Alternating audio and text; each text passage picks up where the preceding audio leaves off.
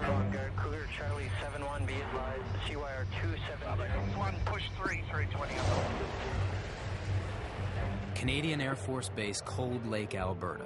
This is Cold Lake Airport with information, Delta. They call it Fighter Town.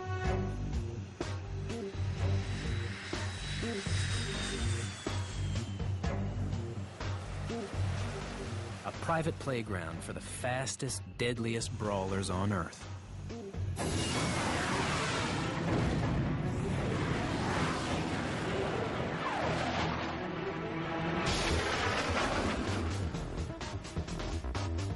It's a sprawling aerial battlefield where fighter pilots from all over the world come to sharpen their hunting skills. Get him. Get him. He's got the tank. He's got a tank. We got no power this game. 14,000. Pull, pull, pull. Keep pulling. But above all, Cold Lake is home to the 410 Cougars, the squadron that trains every Canadian fighter pilot.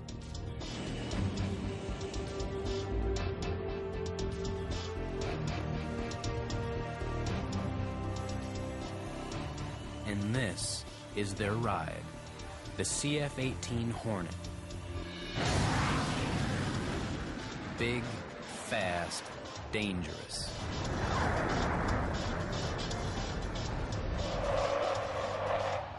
At top speed, it'll do more than 1,100 miles an hour and carries a deadly payload. Radar-guided and heat-seeking missiles, bombs, and a 20-millimeter cannon that'll punch out 100 rounds a second. But if you want to fly this baby, be prepared for a long, hard climb.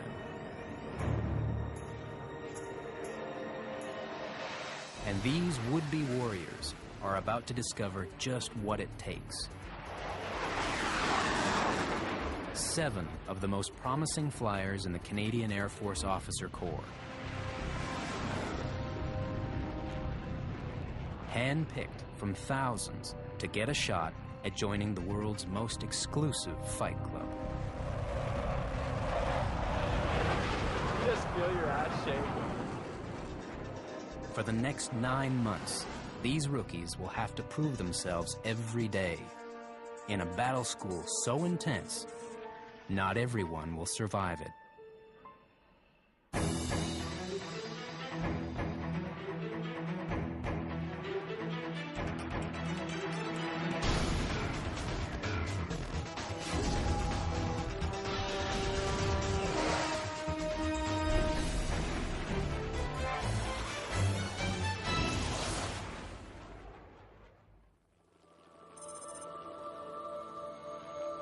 They say fighter pilots aren't born, they're built. And this is the place they make them. At least we're on the other side of the fence. These 7 are already first-rate flyers, but that won't count for much here. The fighter pilot training course at 410 Squadron will be the toughest challenge of their careers. It's a one-time shot at fulfilling a dream. Lieutenant Seamus Allen. He's been waiting for this day since a plane ride in the 4th grade got him hooked. Since then, everything that I've done has been for that. And the jets look so incredible to me. I mean, why fly slow when you can fly fast? Captain Tristan McKee was flying before he learned to drive. A foot soldier he's not. There's different definitions of warrior, you know, the gung-ho infantry guys running around in the forest. Yeah, I'm not really one of them, so. Captain Mike Lewis.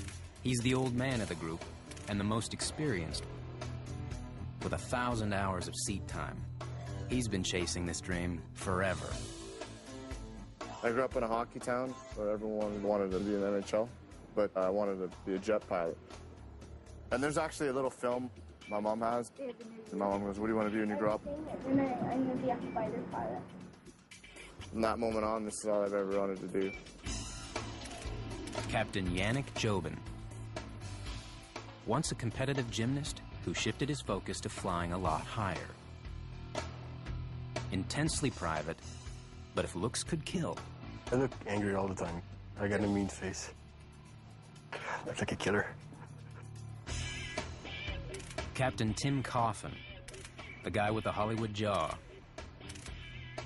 A Prince Edward Island boy with an attitude so impossibly positive, it would be cliché if it wasn't so real.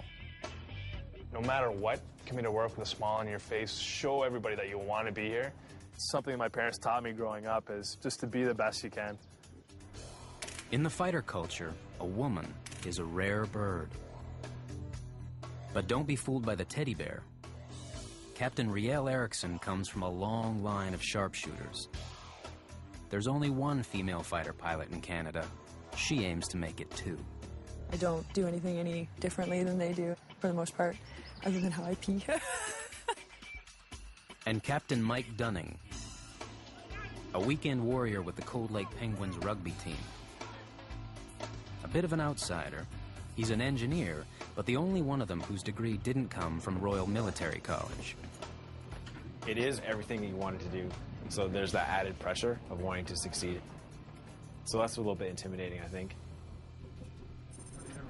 Relax, have a seat. Welcome to Fighter Town and welcome to the F-18. Day one at fighter school starts with an introduction to the instructors and a warning.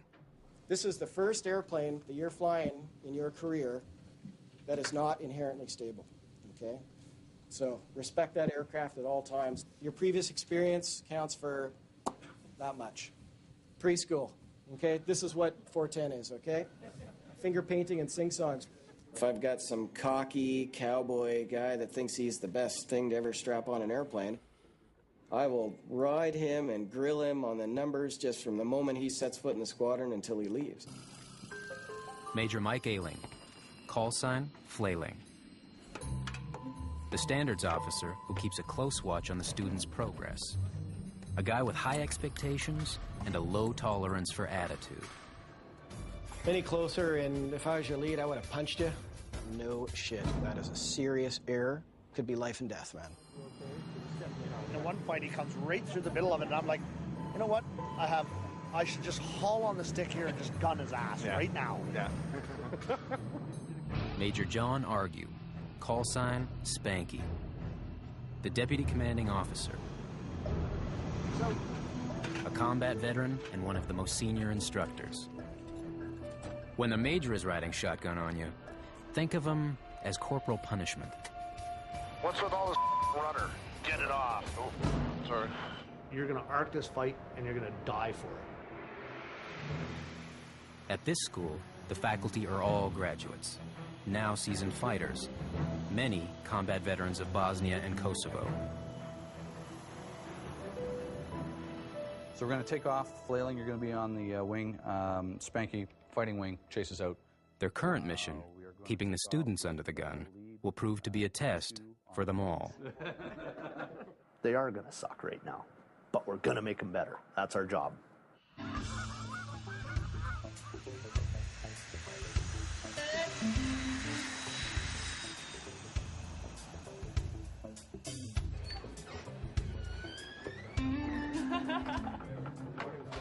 Good morning. One thing they can't have when they're taking their baby steps is a big ego. They don't need just a light sand, a quick pair of things, run them back up here and just get them cleaned up. So we have to break that down almost right off the bat. And what better way to strip down their egos than to order them to spend the day stripping furniture? This is overly difficult for me. I'm not checked out on the sandpaper block. We're the most junior members in the squadron, so we get all the worst jobs, obviously. And no matter how well we clean it, it's not going to be clean enough. Just get her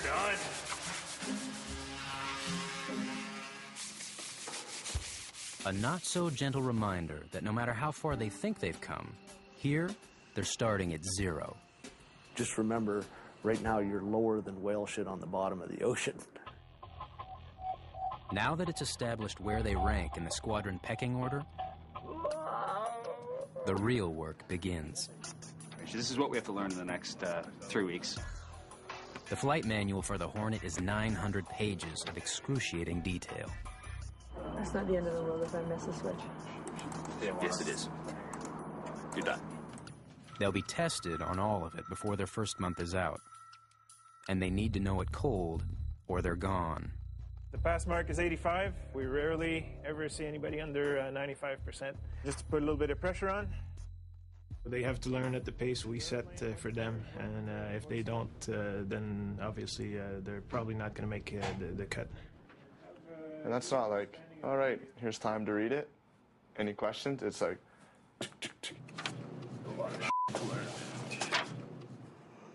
Veteran pilots call this information overload drinking from the fire hose. It's relentless, and it's deliberate. The instructors need to know that these upstarts can handle the heat. In a wartime scenario with bombs leaving aircraft and missiles flying and bullets being shot at them, what are they going to do in that moment of truth? There's a lot of pressure, and everyone finds ways of relieving it. Mike Dunning takes it out on the rugby pitch. It's a rough way to spend the weekend.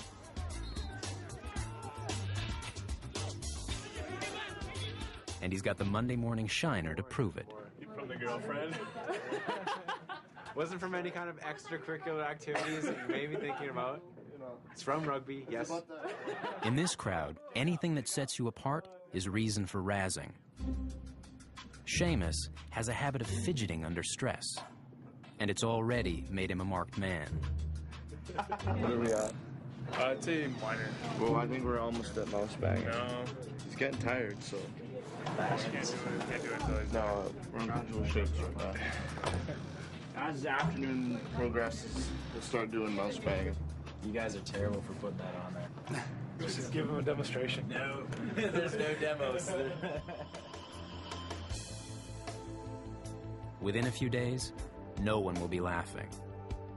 The next hurdle will determine if they can take the kind of grueling punishment a fighter jet dishes out. 2, 1, launch.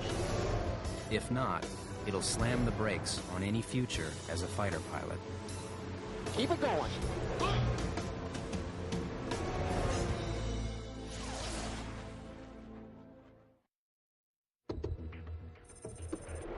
The Human Centrifuge Facility in Toronto. It's a long way from Cold Lake, Alberta.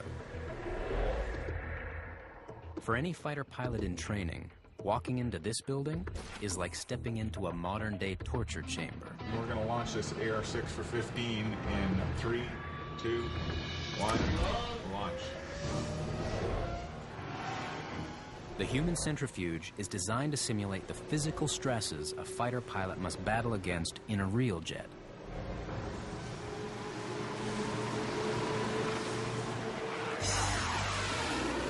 As a pilot turns or climbs, he's defying gravity. The tighter the turn, the harder gravity pushes back on him. It's a phenomenon they call pulling G's, and fighter jets do it more brutally than any machine on Earth. At 2G, a 200-pound pilot instantly feels like he weighs twice that much. 3Gs. Ramp it up to 5G, and it's as though his flight suit just turned into 1,000 pounds of lead.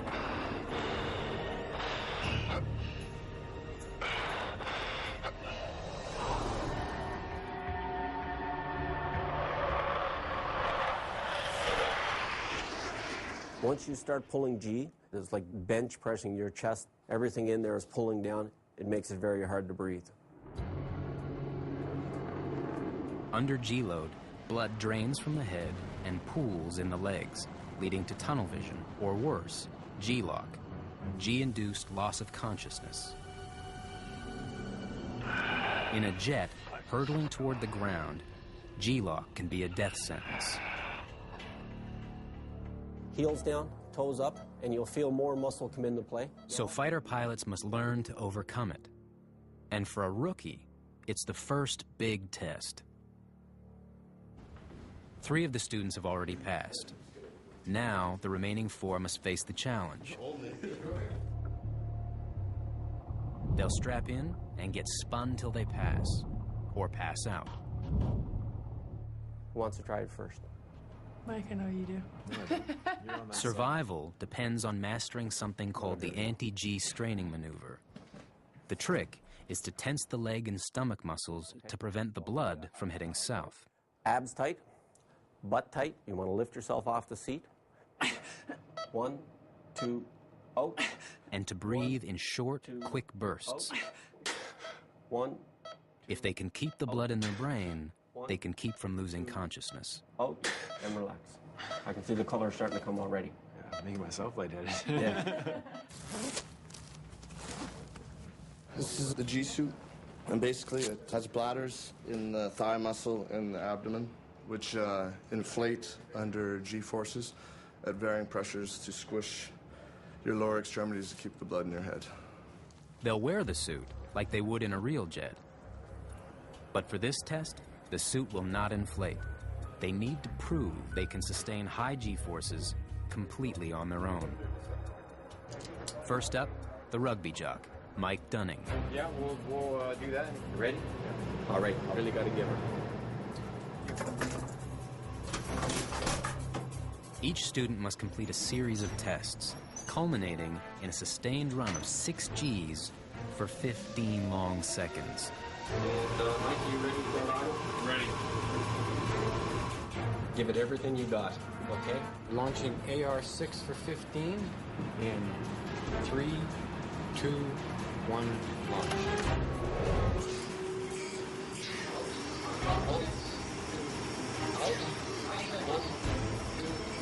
Get aggressive. Get aggressive. Hard. Bigger strain. More leg. More leg. There's out. 1, 2, and relax. There you go. And relax. Good stuff. How are you feeling? I'm good. I'm tired though. Yeah, you look a little white. I noticed a couple times my vision started to come in a bit, and I had to strain all the more, just to get it back. And the breathing was difficult for me. I had trouble keeping the pressure in my chest. Still, he's passed the test. Now, it's Riel's turn.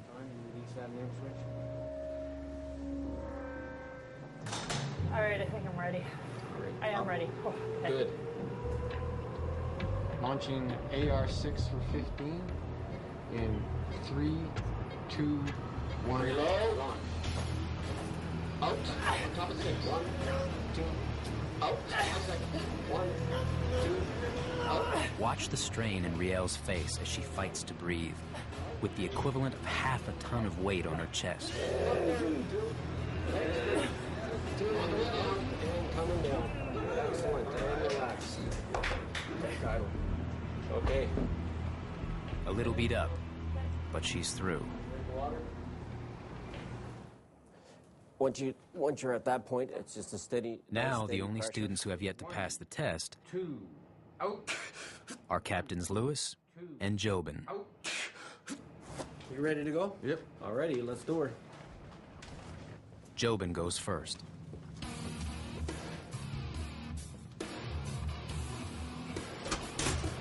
You ready to go? Ready to go. We will launch this R6 for 15 in 3, 2, 1.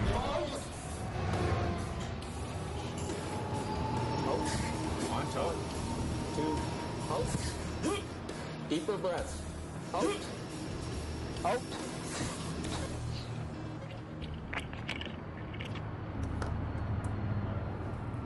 Okay, Joey, sit up. Sit up. Put your head back on the headrest there. That's it. Focus straight ahead. 8 seconds in, Jobin didn't get his breathing right, and he G-locked. It was brief, but it's still a fail. Get angry with it in the, yeah, exactly. That's Mike Lewis is last in line. He's logged more hours in jets and pulled Gs more often than any of the others. But he still has to prove himself in the centrifuge. we'll get you strapped in.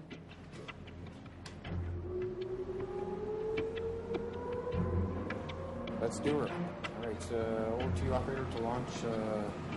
And we will launch this R6 for 15 in 3, 2, 1.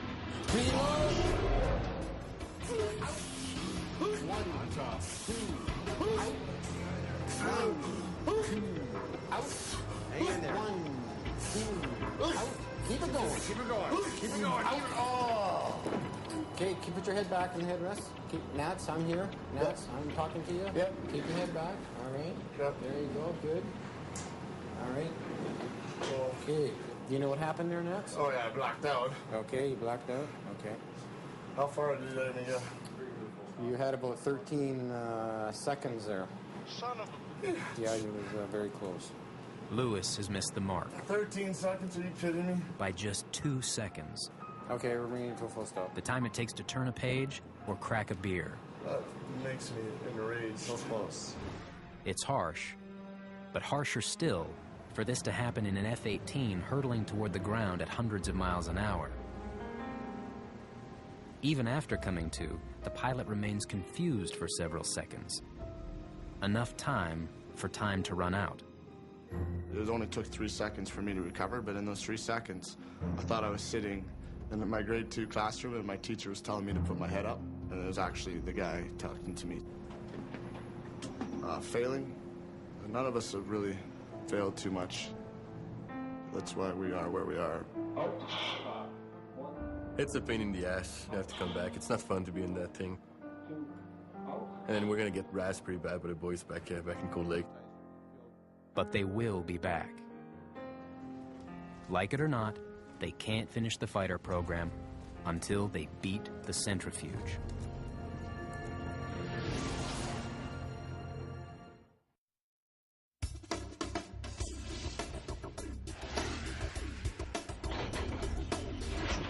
Good morning. This is the COC. The wing is at security alert level 4. Report any security concerns to your unit security supervisor or wing SAMP. Have a great Air Force day. Any fighter pilot will tell you, it's not about the glamour, it's about the guts. Specifically, how to keep them intact. Okay, you have to sign in. Welcome to the Seat from Hell 101. Gather around so you can see these. But this seat from hell could be a fighter pilot's ticket to survival. Even as far back as the Second World War, engineers realized that the escalating speed of fighter planes meant pilots could no longer bail out the old-fashioned way. They needed something that would literally catapult them out of the cockpit.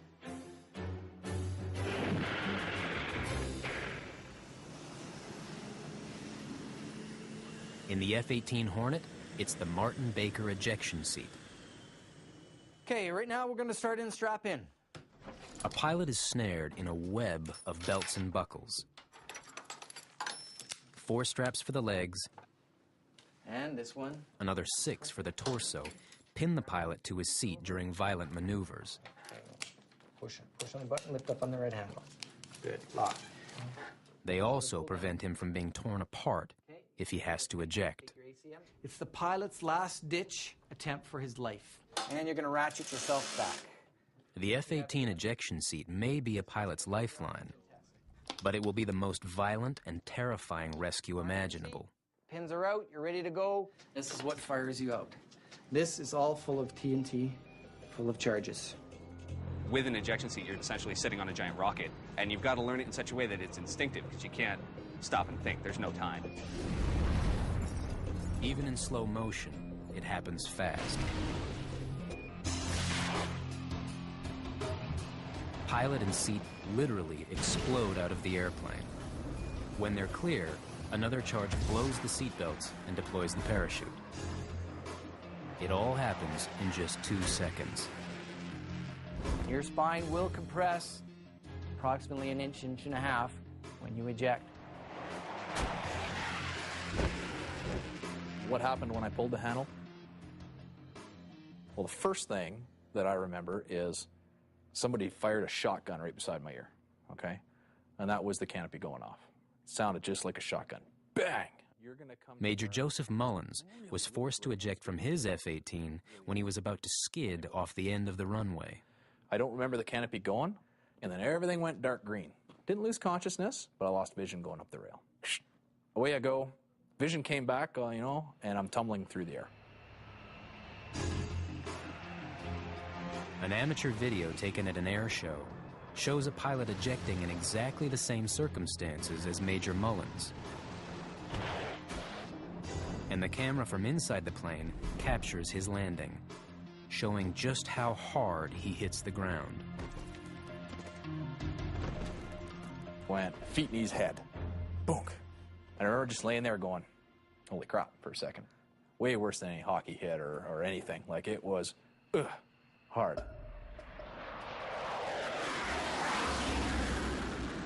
But there are worse things than landing on the ground. One of a pilot's greatest fears is having to parachute into open water. Knowing exactly what to do in the first few seconds after hitting the water is critical. Oil suction valves are there. Riel, for the love of God, we want her to fly. Ready? Okay. So the test is to get free from the harness before you're pulled to the end of the pool.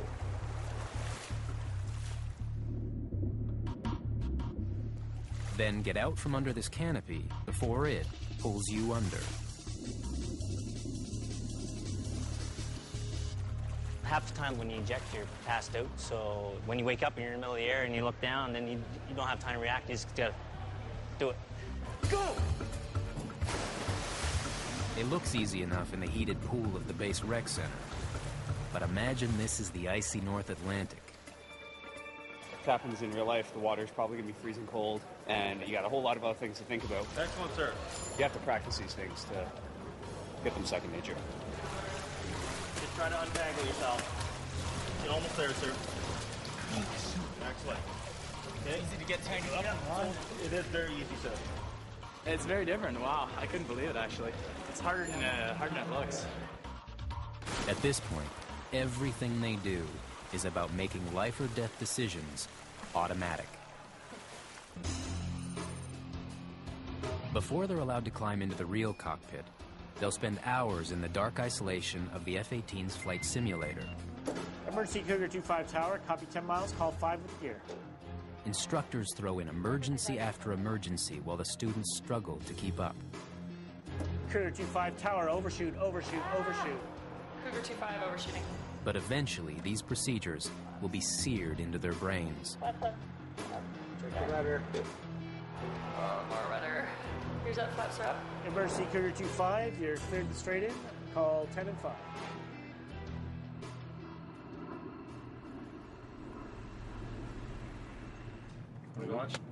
By now, they're under so much pressure, there's barely time to eat.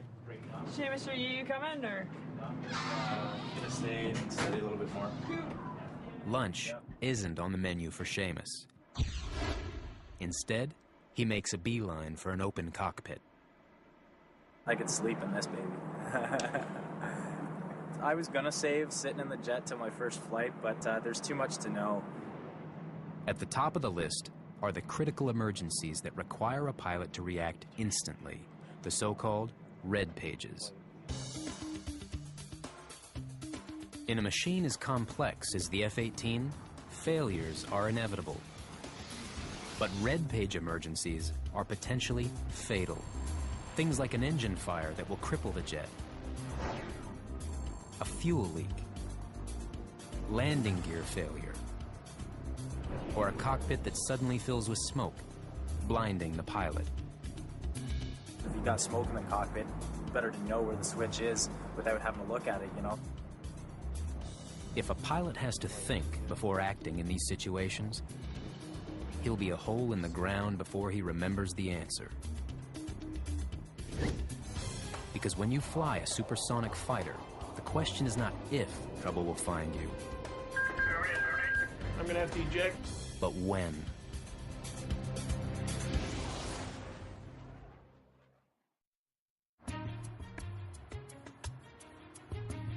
No matter how minor, In the world of fighter pilots, there are no secrets. And even if they tried, there's always a witness.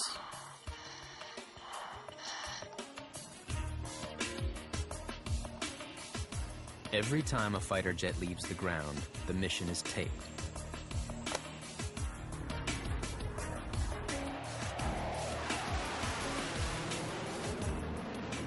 The heads-up display, or HUD, shows the pilot things like speed, altitude, and G-forces. Everything a pilot sees is recorded, and everything he says. What was that? Also along for the ride, Engine fire left. a computerized companion. Lead air right. Fighter pilots call her Bitchin' Betty. Altitude. Altitude. And this instructor's heard her voice nagging at him more than once.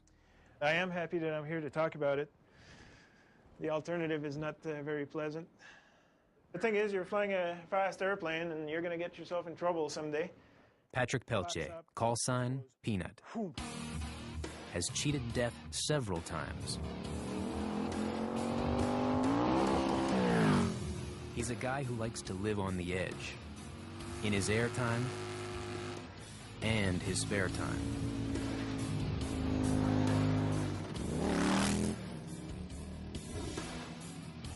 A self-described emergency magnet.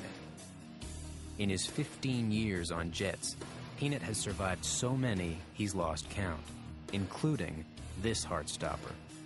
We kind of just rotated away from each other like this as we missed. I mean, I could count the rivets on the metal of the airplane.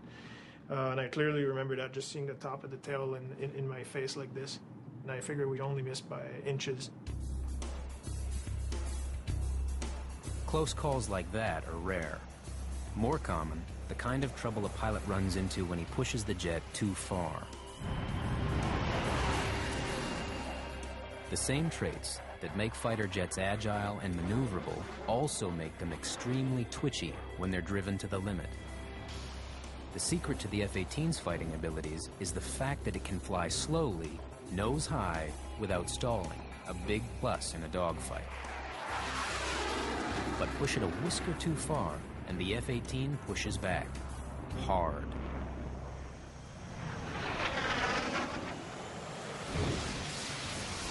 In a worst-case scenario, the jet starts gyrating back and forth, slamming from side to side.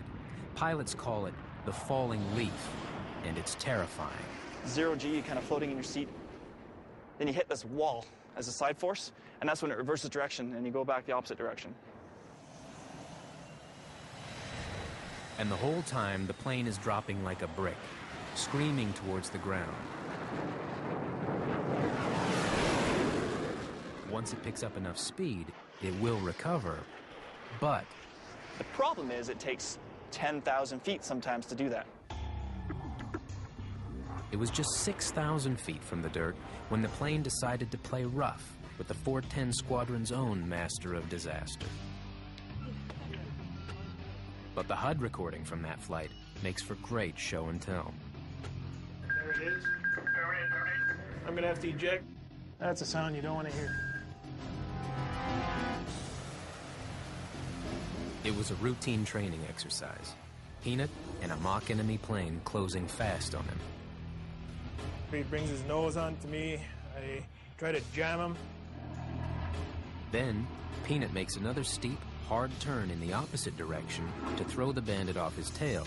Instead, the plane throws Peanut into the dreaded falling leaf. There it is. Like 60 degrees, nose down, screaming towards the ground. The F-18 has a hard and fast rule. It's still not stable enough to touch the controls until its speed hits 180 knots. And it just felt like an eternity as the friggin' trees are getting bigger and bigger. In situations like this, the smartest thing a pilot can do is take his hands off the controls and wait. It's the ultimate test of faith in the machine. Speed brakes in, throttle idle. I got my hands on the towel racks. And I'm just like, come on, 180. Oh no, it's showing signs of recovery. And I got my 180 back under control. And I roll the airplane up and recover from the dive. And I recover at about 2,000 feet above the ground. 2,000 feet above the ground and 3 seconds from oblivion. I think I'm just happy that I'm here to talk about it, is what it is, rather than being a smoking hole in the ground. This is the stuff we live for. It's awesome.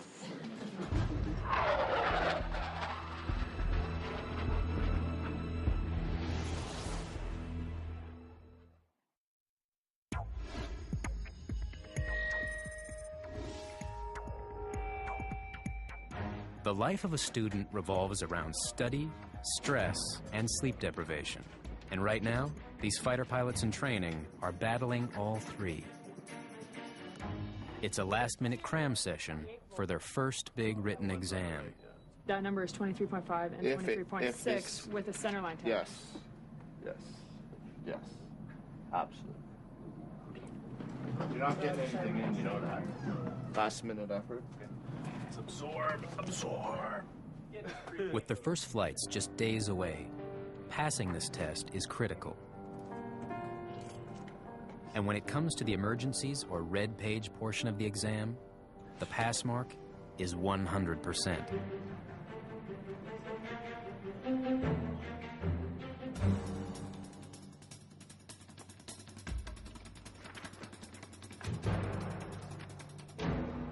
To the instructors, demanding perfection is not unreasonable. It's personal. Who knows what we'll be doing in 2 or 3 years' time. We could be getting ready for combat operations, and it could be one of those guys flying in my formation. Doesn't that master doesn't go on? It's when the flaps. All right, I just corrected your red pages, and everybody got it right, except for one person. They messed up. You messed up one line, right? Yes, yes, that's a he. Just get familiar with dual bleed. Seamus has made one tiny error. Oh, it is possible. I had possible too. The danger in the dual bleed emergency is a serious risk of engine damage or fire, so it's critical to land the jet as soon as possible. Seamus wrote as soon as practical, not good enough. So, dual bleed warning. Okay, so throttles minimum practical for flight. Bleed knob switch off. Maintain below 25,000 feet altitude. And resting hook down and land as soon as possible for the yellow pages. Cool, that Done. easy. Good. It was only one mistake, so you just have to do it verbally. Okay. Normally 2 mistakes, you have to rewrite the red pages. All of them? Yeah, the entire red pages. Cool. Okay, thank you. Carry on. When you're writing them all out, you can mix up, small words, land as soon as practical versus land as soon as possible. I just messed it up, I think if I really had that in real life, I would definitely land as soon as possible.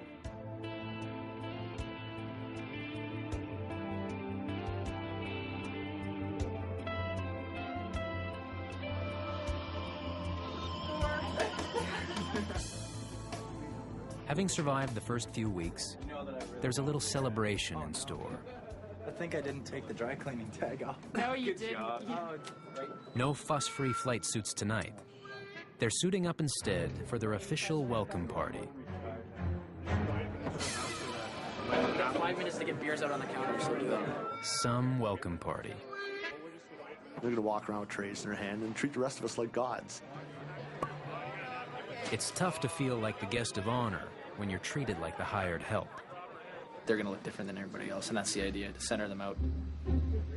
That's the whole idea of this place, basically, is to center you out. Now, token chick, no, I need you.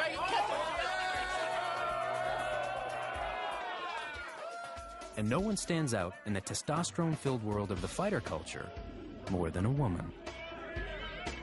But Riel has a not-so-secret weapon. While she dresses like a girl,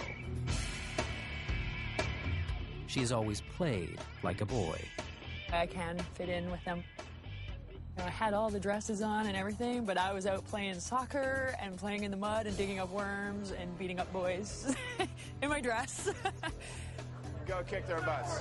Enjoy. Congratulations. We'll throw a few cubes in there. It's a social event, but it's a time to start to find out what kind of people they are, and pick on them a little bit and start to develop that camaraderie that we're going to need. It's their first party in the Cougar Den, so they'll get a little wild, right? He's a drunkard through and through. He's a drunkard, so they say. Try to go to heaven, but he went the other way, so great. Even the commanding officers abide by the rituals. In this case, joining in on the beer call. There are times when you'll go into a dogfight and he's actually covering your ass on the way in there. Nothing builds that trust, that camaraderie, than a good piss up in the bar the night before. Every fighter pilot in Canada has been through this unit, so we're now connected to everyone that's ever been and that ever will be a part of 410 Squadron. It's a fighter fraternity that's thick as family, with codes of conduct. Like, if Friday night ends before Saturday morning, you're not doing it right. But for some, the good times are about to come to an abrupt end.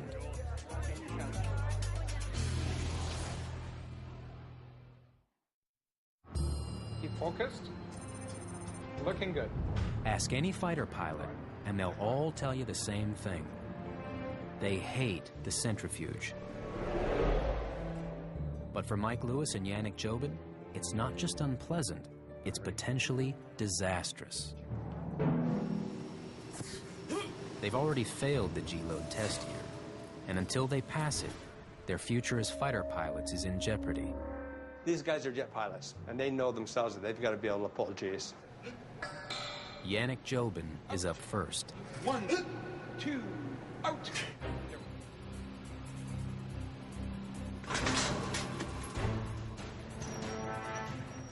If he does well, then pump me up to do well. So really get aggressive. Give it all you got. And we're going to launch this AR-6 for 15 in 3, 2, 1.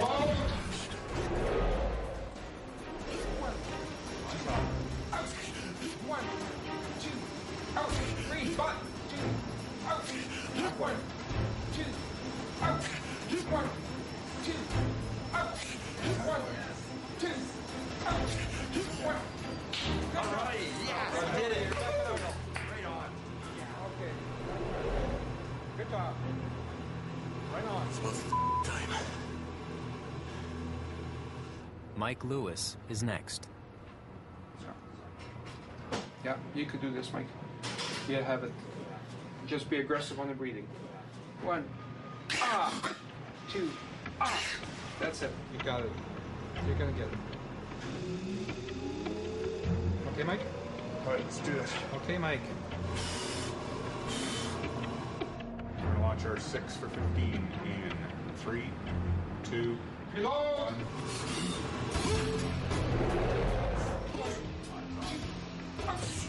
1, 2, out. 1, 2, out. Keep it going, Mike. Keep it going. Come on. No. Okay, Mike. Put your head back.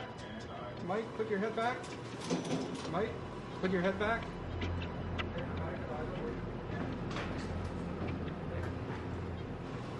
Mike, you're back with us? Hello.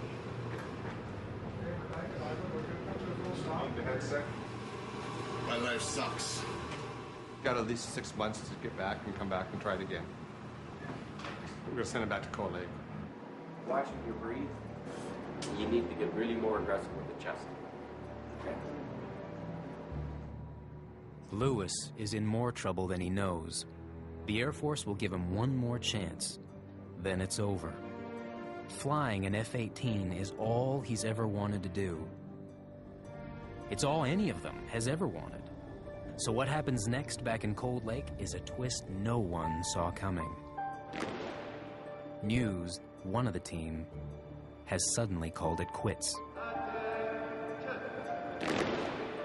I don't want someone flying on my wing who's not 100% interested in doing this business. That's next time on Jetstream.